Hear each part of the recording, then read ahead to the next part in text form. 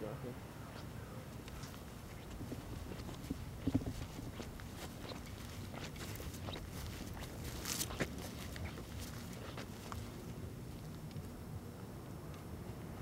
So one really powerful thing to do is just say, a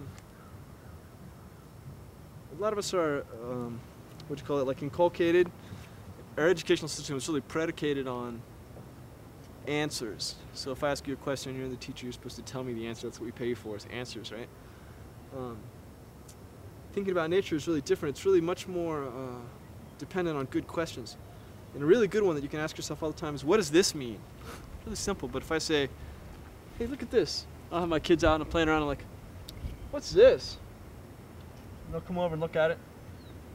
Because they don't know any better. They are still sort of innocent, I guess. We'll start looking at it and really like kind of investigating with a lot of our senses. So I'll get them, hey, check this out. It's kind of rough here. It breaks off a little bit. It's different than this. How did that, what's going on there? Does it smell? No, not really. Can't smell anything. Look, there's this long dark streak here. So what does this mean? Like, I don't know. I mean, it could be a lightning strike. Actually, if I was working with somebody talking to my kids, I wouldn't give an answer. I would just say, what is this?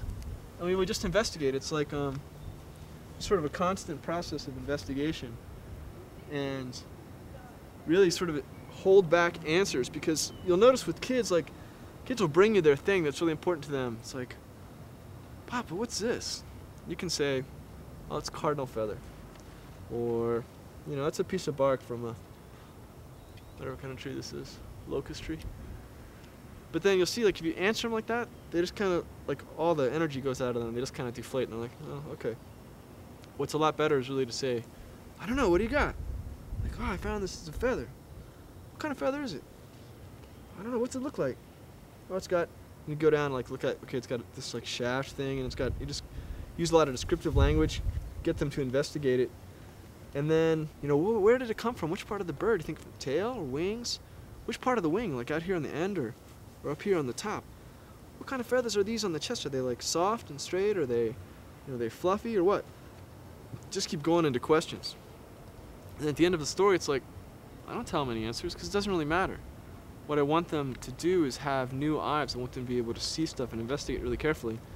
And then at some point, they've got this image of a red cardinal feather in their head, and they don't even know the name of it.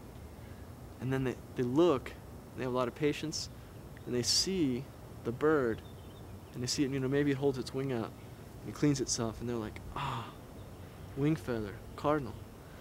So then all this linking up happens, this question that they held for a long period of time is way more powerful experience than just giving them an answer that doesn't really mean anything, doesn't really have any significance.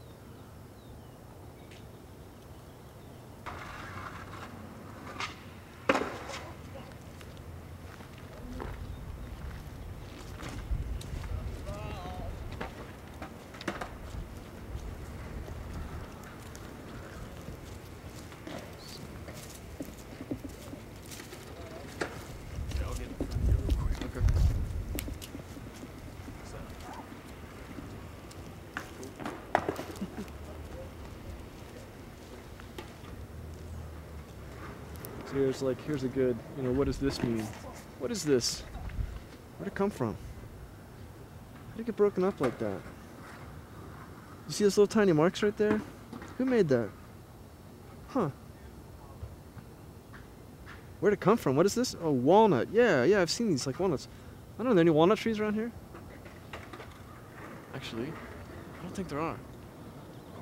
I'm trying to think, where's the nearest walnut tree? You guys know? Beaches over there. Bunch of walnut trees down by the duck pond. So that's a mystery for me. So, like, I'll kind of hold on to this. In fact, I might stuff it in my pocket, or if it's my kids, you know, they have these huge nature collections, which, just like the floorboard of the car, you know, is covered in stuff. But I'll put this in my pocket, and then I'll kind of, as I walk around campus, you know, it'll be like a little reminder, like a memory device for me to think about. And then one day I'll figure out, like, oh, there's the walnut tree.